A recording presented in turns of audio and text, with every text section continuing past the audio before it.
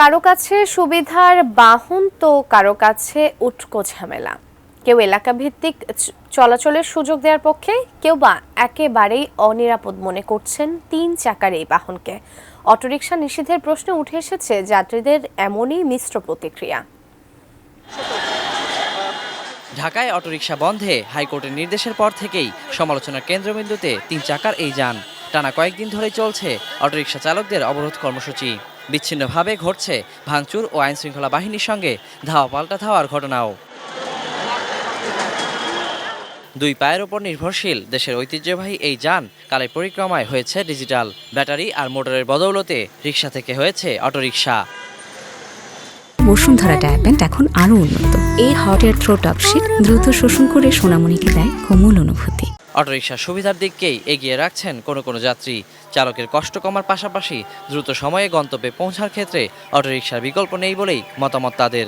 যে জায়গায় লোকাল বাসে উঠে আমার দেখা 3 ঘন্টা সময় লাগতেছে, তা আপনার অটোরিকশাতে আমি অল্প সময় চলে গেলাম। অটোরিকশাও রাস্তায় থাকা উচিত। অটোরিকশার তো অনেকগুলো সুবিধাও আছে। এই যান নিয়ে অভিযোগ আছে খোদ যাত্রীদেরও। বেপরোয়াভাবে চালানোর কারণে অটোরিকশাকে নিরাপদ মনে করেন না অনেকেই।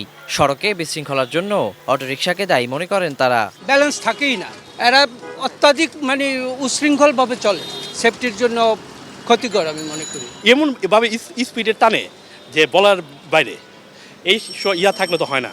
তবে নিষিদ্ধের প্রশ্নে মিশ্র প্রতিক্রিয়া রাজধানীর রিকশাযাত্রীদের। কেউ এলাকা ভিত্তিক চলাচলের অনুমতি দেওয়ার পক্ষে, কেউ বা বলছেন ঢাকা থেকে পুরোপুরি নিষিদ্ধ করতে হবে অটোরিকশা। যানজট ছাড়া জায়গাগুলিতে চলে ওইটা ঠিক আছে, কিন্তু মেইন রোডে ভিআইপি রোডে এটা চলার যোগ্য জিনিস না। অটোরিকশা যদি বন্ধ না হয়, আসলে আমাদের এই শহরে বসবাস করে আসলে খুবই সমস্যার মধ্যে পড়ে যাবো আমরা।